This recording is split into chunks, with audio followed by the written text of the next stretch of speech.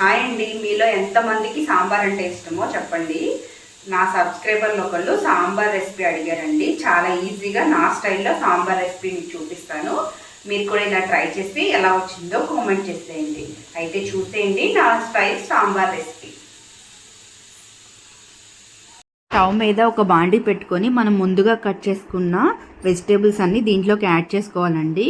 దీనికోసం సొరకాయ, క్యారెట్, ముల్లంగి, బీన్స్ అన్నీ వేసుకోవాలి. ములక్కాయలు మాకు దొరకలేదండి, ములక్కాయలు కూడా వేసుకోండి. నెక్స్ట్ దీంట్లో కొంచెం పసుపు, ఉప్పు, కొంచెం ఇంగువ వేసుకొని ఒక 5 మినిట్స్ మగ్గనివ్వాలండి. ఇది మగ్గిన తర్వాత మనం దీంట్లోకి ముందుగా కట్ చేసి పెట్టుకున్న ఆనియన్స్, టొమాటోస్ కూడా యాడ్ చేసుకుని మరి ఒక 5 మినిట్స్ మగ్గనివ్వాలండి. ఇది మగ్గేలోపు మనం నానబెట్టుకున్న చింతపండు నుంచి రసాన్ని అయితే తీసి ప్రిపేర్ చేసుకున్నాండి. ఒక పెద్ద నిమ్మకాయ సైజ్ అంత చింతపండుని నానబెట్టి రసం అయితే తీసుకున్నాను. నెక్స్ట్ దీంట్లోకి కొంచెం బెల్లం అయితే యాడ్ చేయండి. బెల్లం యాడ్ చేయడం వల్ల టేస్ట్ అనేది బాగుంటుంది. ఇప్పుడు ముందుగా మనం తీసుకున్న చింతపండుని దీంట్లో వేసేసుకొని ఒక 5 మినిట్స్ బాగా మరగనివ్వండి.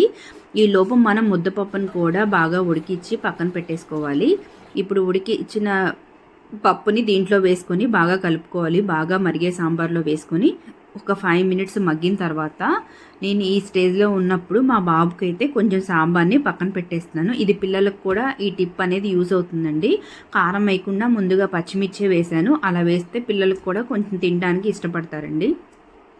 అప్పుడు దీంట్లోకి మనం కొంచెం సాంబార్ పొడి, ఒక స్పూన్ కారం అయితే యాడ్ చేసుకొని మరి ఒక 5 మినిట్స్ మగ్గనివ్వాలండి. ఇది బాగా మరిగేటప్పుడు దీని స్మెల్కే మనకి బాగా ఆకలేస్తుంది. అంత బాగుంటుందండి ఈ రెసిపీ. నా సబ్స్క్రైబర్ అయితే ఒకళ్ళు అడిగారు, వాళ్ళ కోసం అయితే ఈ రెసిపీ నేను స్పెషల్గా చూపిస్తున్నానండి. నెక్స్ట్ ఇది బాగా మరిగిన తర్వాత దీంట్లో కొంచెం కొత్తిమీర వేసుకొని స్టవ్ ఆపేసుకోండి. ఇది మనకి ఎప్పుడైనా నెక్స్ట్ పోపేసుకోవడమేనండి. మనకి ఎప్పుడైనా వంటకి కూరగాయలు లేనప్పుడు తొందరగా అయిపోతుందండి ఈ సాంబార్ రెసిపీ. ఇలా ఒకసారి ట్రై చేసి చూడండి. వీడియో నచ్చితే కనుక లైక్ చేయండి, షేర్ చేయండి, సబ్స్క్రైబ్ చేయడం మాత్రం మర్చిపోకండి. ఈ సాంబార్ రెసిపీని మీరు కూడా ట్రై చేసి ఎలా వచ్చిందో కామెంట్ చేయడం మాత్రం మర్చిపోకండి. Thank you.